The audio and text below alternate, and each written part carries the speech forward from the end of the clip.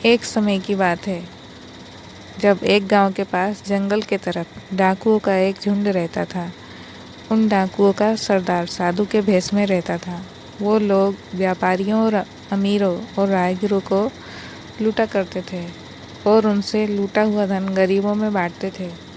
अपने आसपास के गरीबों का ध्यान रखते थे।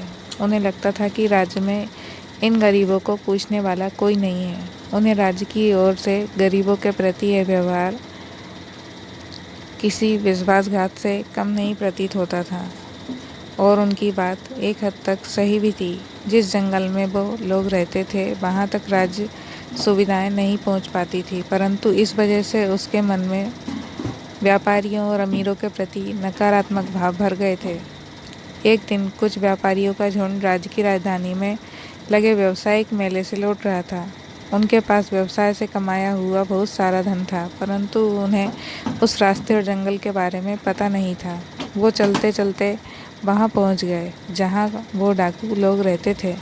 सारे डाकुओं ने धीरे धीरे उन्हें चारों तरफ से घेर लिया और देखते ही देखते सारे व्यापारी डाकुओं के घेरे के अंदर आ गए और फिर वो डाकू उन सभी व्यापारियों को डराने धमकाने लगे। तभी उन डाकुओं की नज़रों से बचाकर एक व्यापारी अपने धन का थैला लेकर धीरे धीरे भागा और भागकर वो पास के एक तंबू में घुस गया और ज़ोर ज़ोर से सांसें ले रहा था। भागते भागते थक गया था और डरा हुआ भी था। तभी उसने देखा कि उस तंबू के अंदर एक साधु माला जप रहा है। उसके हाँफने की आवाज़ सुनकर साधु जप से उठा और उस व्यापारी से गुस्से में पूछा कि उसने उसके जप में विघ्न क्यों डाला और आखिर उसने उसके तंबू में आने की हिम्मत कैसे की।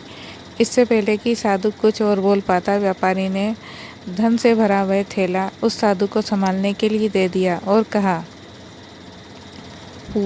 थैला पूरे साल भर की मेहनत के बाद राजधानी के मेले में जो धन प्राप्त हुआ है वह आपको दे रहा हूँ। यह मेरे परिवार की रोटी के लिए है। हमें डाकुओं ने घेर लिया है और यदि हम मारे गए तो मेरे परिवार तक ये धन पहुँचा दीजिएगा, अन्यथा वो भूख से मर जाएंगे। हम सुंदर नगर के निधि सरोवर के पास रहने वाले व्यापारी हैं। अब मैं जाता हूँ। यदि डाकुओं ने मुझे आपके पास देखा तो आपको भी मार देंगे। यह कहकर भागने लगा। साधु के मानो होंठ सिल गए हों, वह कुछ न कह सका। जब व्यापारी के जाने का एहसास हुआ तब वह यही कह पाया कि तुम निश्चित हो जाओ, मैं तुम्हारे धन की रक्षा करूँगा। व्यापारी के इस विश्वास ने डाकुओं के सरदार को अंदर तक झकझोर दिया। वह यह सोचने पर मजबूर हो गया कि क्या राज्य की सुविधाएं उस जंगल में ना पहुंच पाने की वजह से वह जिन लोगों को लूटता था वो गलत था, क्योंकि वो भी तो मेहनत से धन कमाया करते थे और उन्हें राज्य से ये धन प्राप्त तो नहीं होता था। इन सब बातों ने उन डाकू के सरदार को परेशान कर दिया।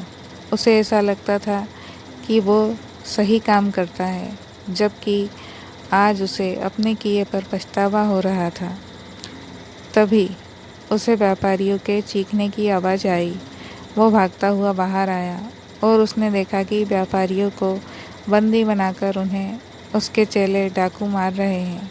तभी वो तंबू के अंदर से छुपकर बाकी डाकुओं को रुकने का आदेश दिया।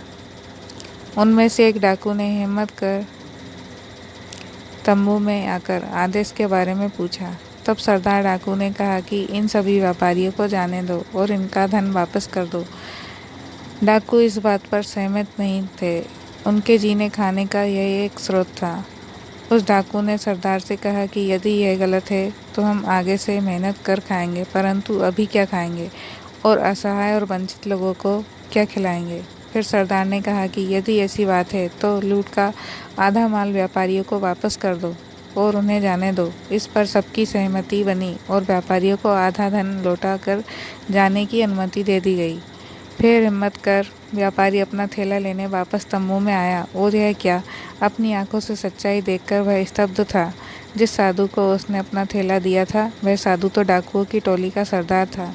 लूट के धन को वह दूसरे डाकुओं को बांट रहा था। यह सब देखकर व्यापारी वहाँ से निराश होकर वापस जाने लगा।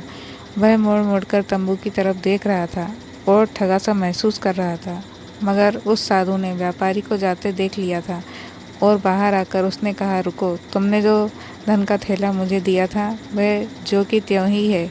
और साधु ने व्यापारी का धन से भरा थैला वापस कर दिया। अपने धन को सही सलामत देखकर व्यापारी खुशी से गदगद हो गया और साधु को दान देने की इच्छा जाहिर की, परंतु साधु ने मना कर दिया और हाथ जोड़कर नमस्कार कर तंबू की ओर चला गया। व्यापारियों का झुंड भी खुशी खुशी अपने सुंदर नगर की ओर चल पड़ा। जब सरदार तंबू में वापस लौटा तब वहां बैठे अन्य डाकुओं ने सरदार से पूछा, हाथ में आए धन को इस प्रकार क्यों जाने दिया? तभी सरदार ने कहा, व्यापारी मुझे भगवान का भक्त जानकर भरोसे के साथ थैला दे गया था। उसी कर्तव्य भाव से मैंने उसके थैले को वापस कर दिया। किसी के विश्वास को तोड़ने से सच्चाई और ईमानदारी हमेशा के लिए शक के घेरे में आ जाती है। बिल्कुल वैसे ही जैसे राज्य की सुविधाएं यहाँ ना पहुँच पाने की वजह से हमारा राज्य से विश्वास उठ गया और हम सच्चाई और ईमानदारी के रास्ते से भटक गए। परंतु आज व्यापारी की बात सुनकर एहसास हुआ कि हम राज्य की सुविधाएं यहाँ तक नहीं पहुँच पाने का दंड सच्चाई और ईमानदारी से धन प्राप्त कर रहे लोगों को उनका धन लूट कर देते हैं, और यह गलत है। आज से हम सब मिलकर मेहनत करेंगे और अपने साथ साथ सभी वंचित लोगों की सहायता भी करेंगे। सब सरदार की बात से सहमत हुए और डकैती छोड़कर ईमानदारी से धन कमाने की प्रतिज्ञा ली।